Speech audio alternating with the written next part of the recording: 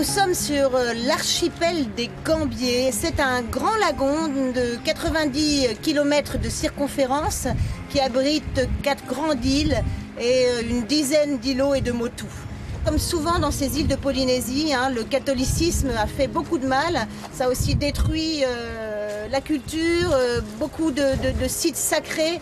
Aujourd'hui, la population se bat pour récupérer ces sites, retrouver sa culture. Ici repose notre dernier roi, Mathéoa Grégoire.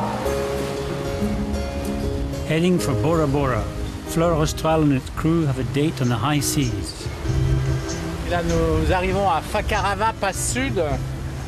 Nous sommes déjà venus il y a presque 3 mois. Parce que nous avons fait une boucle. Le courant devrait être bon, doit être à basse mer, l'étal de basse mer. Courant rentrant, ça devrait aller.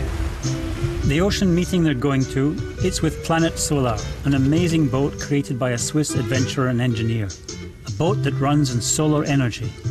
On the quay, in a festive atmosphere, there's another French sailor, Laurent Bourgnon. L'idée originale, c'est de faire un tour du monde en 8 mois. On est parti de Monaco et après on a fait Tanger. On a traversé l'Atlantique direction Miami. On s'est arrêté à Saint-Martin pour valider le record de traverser l'Atlantique en bateau solaire. Puis après, depuis Miami, on a fait Cancun, conférence sur les changements climatiques, Carthagène, Canal de Panama, Galapagos. Puis après, les Marquises, Tahiti et puis on est ici. Voilà. Et l'idée alors de ce bateau, elle est venue comment? L'idée de ce bateau, c'est qu'en 2000, j'ai commencé un peu à m'intéresser à tout ce qui était solaire. Je me suis dit, si un jour je peux faire quelque chose pour montrer que finalement la technologie, on l'a, ça fonctionne. Mais personne ne le sait. Ouais. Voilà. Donc j'avais envie de faire quelque chose. Le bateau, je me suis dit, c'est le moyen le plus extraordinaire pour aller proche des gens. Tu vas au cœur des villes, puis tu peux les prendre à bord. On a pris des chefs d'État ici, tu les prends à bord, tu leur montres. Tu as vu maintenant depuis Monaco avec ce bateau.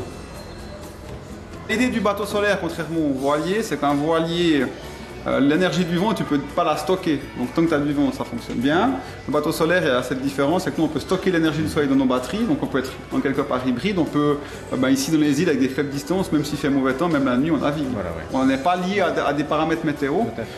On a 12 tonnes de batterie au lithium-ion et qui nous permettent d'emmagasiner cette énergie de jour qu'on peut réutiliser lorsqu'il y a moins de soleil. Alors l'autonomie avec ces batteries, pour une vitesse moyenne, 2 à 3 jours, puis après on peut vraiment réduire, si on réduit vraiment, on peut durer plus longtemps, en durée si je puis dire. Voilà. Bon, évidemment là on est en fin de journée, il n'y a plus que 3 watts par mètre carré. Ici tout est solaire. Bon, si tu veux, on va se faire un café après, il est solaire, la lumière c'est solaire, mon ordinateur c'est solaire, la douche c'est solaire. Il y a 2 trucs qui ne sont pas solaires pour être tout à fait sincère avec toi, c'est l'annexe et puis c'est la cuisinière qui est au gaz. Ça prenait un peu trop. Ça peut être écologique, mais bien sûr ça peut aussi être confortable. Et ce qu'il faut essayer de montrer aux gens, parce qu'ils croient que c'est écolo, ça veut dire que c'est pas confortable, ça fonctionne pas. Donc c'est fiable, c'est confortable. En plus, en termes économiques, c'est intéressant parce que nous, là, on va faire le plein, ça ne coûte rien. Voilà. Philippe is fascinated by the visit, but Fleur Austral is about to cast off again for a few weeks more, heading for Tahiti via Maupiti Island for manta rays and diving in lagoons.